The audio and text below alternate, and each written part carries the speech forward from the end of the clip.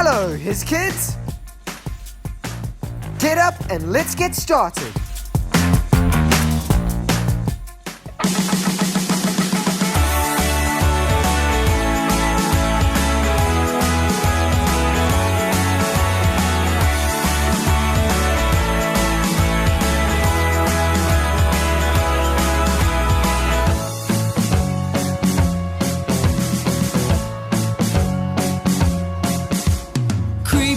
Creep in the dark, fear comes to blow out all your lights. Doesn't want you telling everybody that Jesus rules, alright.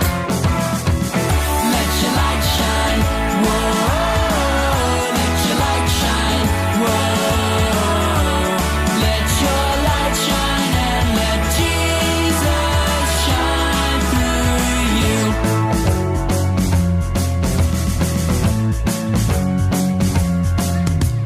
Giant fears are really small when all you see is God. Don't be afraid to stand up tall and give a great big shout. Let your light shine, whoa. Let your light shine, whoa. Let your light shine and let Jesus shine through. 'Cause I'm not scared. I'm gonna let my light shine. And you're not scared. 'Cause you're gonna let your light shine. We're not scared. We're gonna let our light shine. 'Cause Jesus is Lord. And he's gonna let his light shine. You ready to see it? Let your light shine. Whoa. Let your light shine. Whoa. Let your light shine and let Let your light shine. Whoa. Let your light shine. Whoa. Let your light shine and let Jesus shine through you.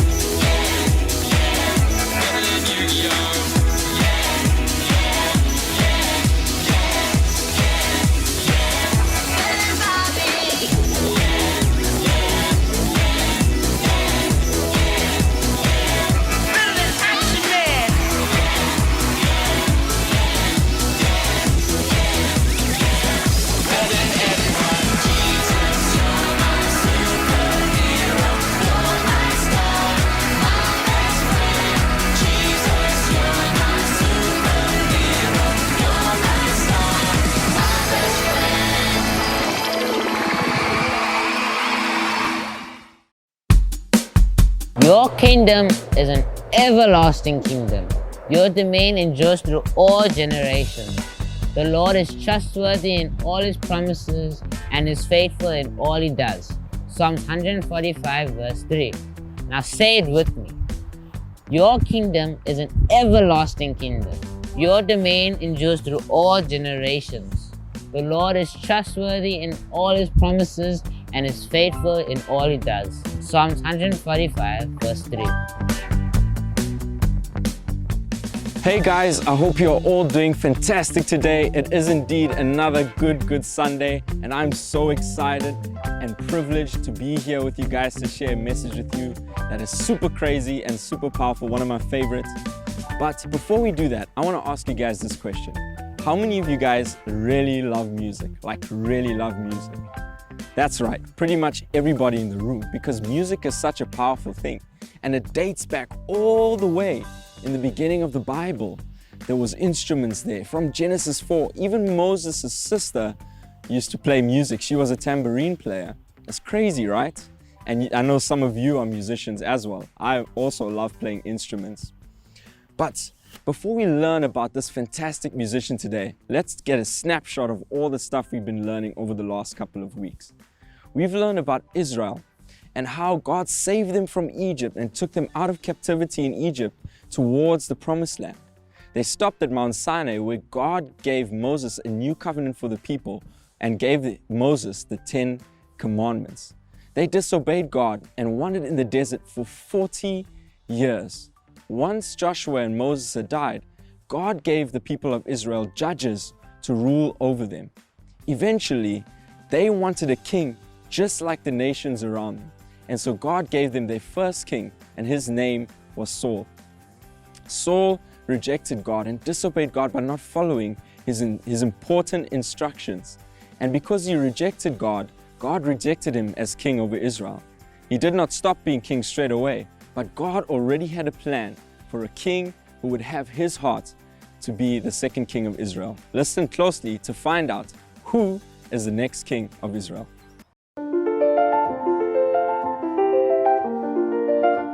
Saul was the king of Israel, but he disobeyed God. So God chose a new king for Israel, a better king. God sent Samuel to Bethlehem to visit a man named Jesse. One of Jesse's sons would be Israel's next king. Jesse had 8 sons. Jesse's oldest son was tall and handsome. When Samuel saw him, he thought, this must be the one God chose to be king. But God told Samuel, he's not the one. Do not pay attention to what he looks like. You look at what you can see on the outside, but I see the heart. One by one, Jesse's sons approached Samuel, but God had not chosen them either. Do you have any more sons? Samuel asked. Yes, Jesse said. My youngest son, David, is in the field taking care of the sheep. Jesse sent for David. When David arrived, God told Samuel, he's the one. Samuel anointed David. He poured oil on David's head to show God had chosen him to be the king. The Spirit of the Lord was with David, and Samuel went back home. When the Philistines gathered an army to fight Israel, King Saul got his army ready too. The Philistines had a great warrior named Goliath. Goliath shouted at the Israelites, "Send me your best man and we'll fight one-on-one." But none of the Israelites wanted to fight Goliath. They were afraid of him. One day, Jesse told David to take food to the battlefield. David's brothers were in Israel's army. David saw Goliath and how the Israelites were so afraid. David turned to King Saul and said, "I'll fight him." David had fought off lions and bears. He trusted God to keep him safe. Saul offered his armor to David, but it was too heavy. Instead, David chose 5 smooth stones from a nearby stream and met Goliath armed only with the stones and a slingshot. Goliath made fun of David because he was a young boy. But David said, You come to fight with a spear and sword, but I come to fight in the name of God. God always wins his battles. David ran toward Goliath. He slung a rock and hit Goliath in the forehead. Goliath fell face down, and David killed him. The Israelites won the battle, and the Philistines ran away.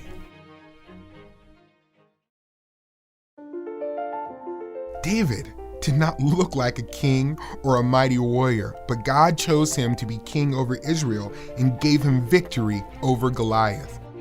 The Israelites were too weak and afraid to face Goliath. They needed David to fight on their behalf. In a similar way, though Jesus did not look like a warrior or a king, we need him to fight for us. Jesus gives us victory over sin and death. Wow, what an amazing story. It's probably one of my most favorite in the Bible. And you guys know, over the next couple of weeks, we're going to have a big picture question and we are going to learn. And if you memorize it, I'm sure there are prizes involved. I'll talk to Sarah about it. But the big picture question is, how is Jesus the perfect king? How is Jesus the perfect king? And I think it's such a brilliant question. And here is the answer. Jesus perfectly rules over the entire universe as King of Kings. Let's do that one more time. How is Jesus the perfect king? Jesus rules over the universe as King of Kings.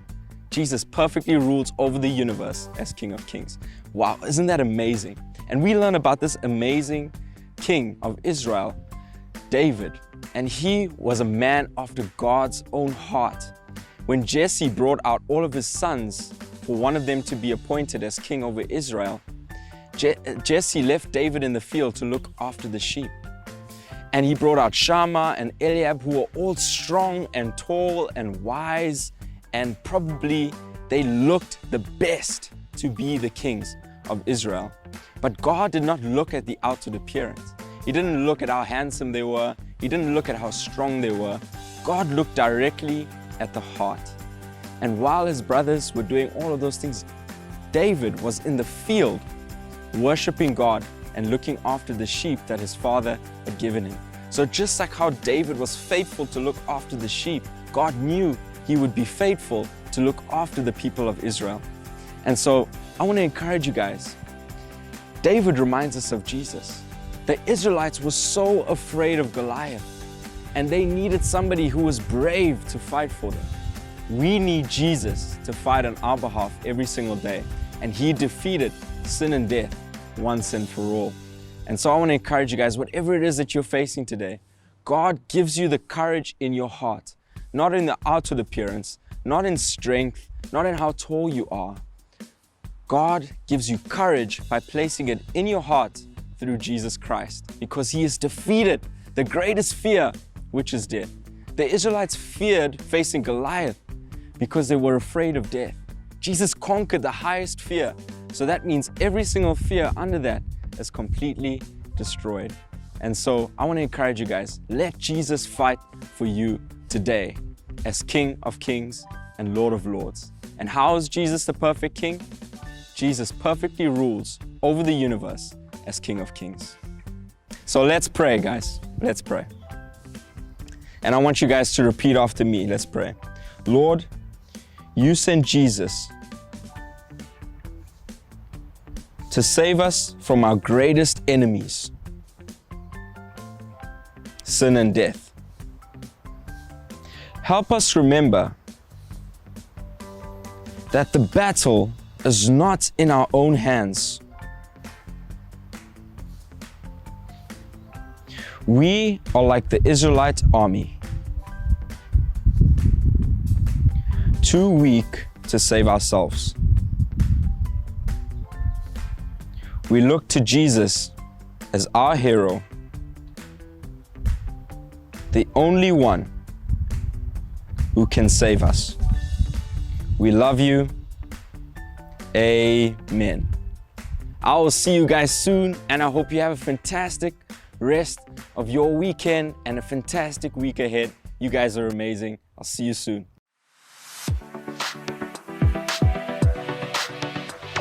Happy Sunday, everyone. We hope you had a great week. Here is your first question for this week's quiz. Who did God choose to be the next king of Israel instead of Saul?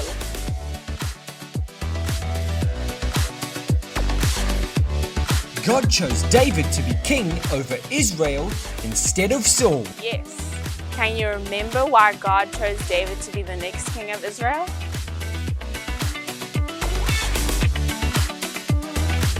God chose a new king for Israel because Saul disobeyed God. That's right. Do you know what Samuel did to show that God had chosen David to be the next king of Israel?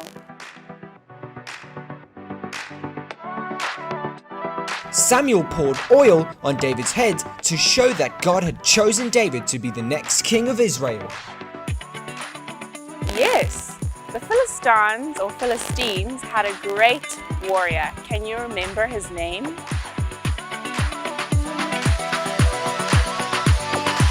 The Philistines had a great warrior named Goliath. Can you remember how David defeated Goliath? David ran towards Goliath, slung a rock, and it hit Goliath in the forehead. Goliath fell face down and David killed him. That is amazing! Unfortunately, that's all the questions we have for you today. We'll see you next time. Bye. Have a great week!